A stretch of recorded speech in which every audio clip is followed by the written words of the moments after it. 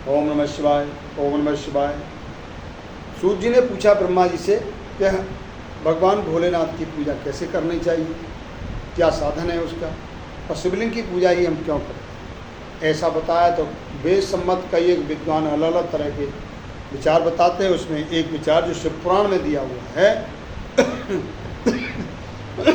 इस प्रकार से भगवान भोलेनाथ अपने शयन कर रहे थे, उस समय ब्रह्मा जी वहाँ पर आए, बातचीत हुई, बातचीत हुई, विवाद बढ़ गया। विवाद जो इतना बढ़ गया कि युद्ध का रूप ले लिया। युद्ध को देखते हुए भगवान भोलेनाथ उनके बीच में एक अग्नि स्तंभ के रूप में प्रकट हुए। उन्होंने ब्रह्मा विष्णु दोनों बोले, भाई इनका आदि अंत कहाँ है, इस स्तंभ का देखना चाहिए।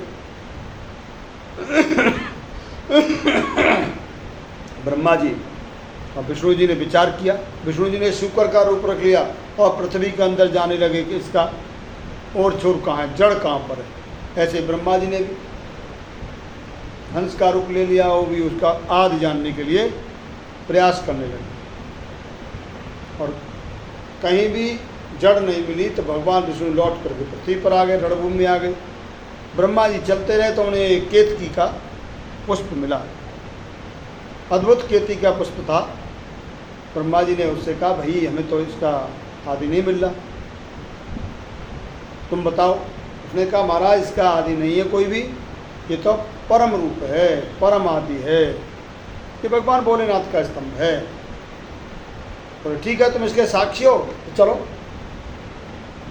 हमारे साथ चलो, और वहाँ जाके भगवान विष्णु और भोलेनाथ के सामने ये कह देना कि हाँ उन्होंने उसका और छोर देख लिया, और देख लिया, आदि देख लिया। तो महाराज मैं झूठ क्यों बोलूँगा। बोले कोई बात नहीं है, विपत्ति के समय पर मिथ्या भाषण कर देना चाहिए। ऐसा ब्रह्मा जी ने उनको फंसा दिया। केतकी ने वैसा ही कर दिया। भगवान शंकर तो अंतर्यामी थे, उन्होंने जान लिया केतकी ने झूठ बोला है, ब्रह्मा जी ने झूठ बुलवाया है। इसलिए उन्होंने ब्रह्मा जी को श्राप दिया कि तुम्हारा कहीं मंदिर नहीं बनेगा, तुम्हारी कोई पूजा नहीं करेगा। और केतकी से भगवान विष्णु भगवान भोलेनाथ ने कहा तुमने झूठी गवाही दी है, इसलिए अब के बाद मेरे ऊपर तुम नहीं चढ़ाए जाओगे। तो केतकी का फूल भगवान भोलेनाथ को पहले बहुत पसंद था, बाद में नहीं चढ़ता है। और इस प्रकार श्राप देकर केतकी की पूजा भी कोई नहीं करते हैं। तो केतकी के चारों ओर और बीच में शूल होता है, इसलिए होता है कि किसी का भला नहीं कर सकता केतकी। भगवान शंकर ने दोनों से अनुग्रह किया कि छोटी सी बात पर वाद विवाद कर रहे हैं आप, तो ठीक नहीं है, वही अग्नि स्तंभ शिवलिंग बनाओ, एक मत ये है। इसलिए भगवान भोलेनाथ की शिवलिंग पर जल चढ़ाते वो अग्नि स्तंभ था। ये तथ्य मान करके शिवलिंग की पूजा करनी चाहिए, तो सभी सुख प्राप्त होते हैं।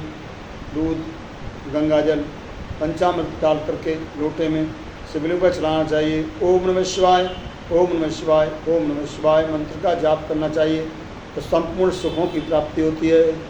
श्री शंकर भगवान की जय। हमारे चैनल को सब्सक्राइब करें, बेल आइकन बजा करके अपने जीवन को धन्य करें। ओम नमः शिवाय, ओम नमः शिवाय।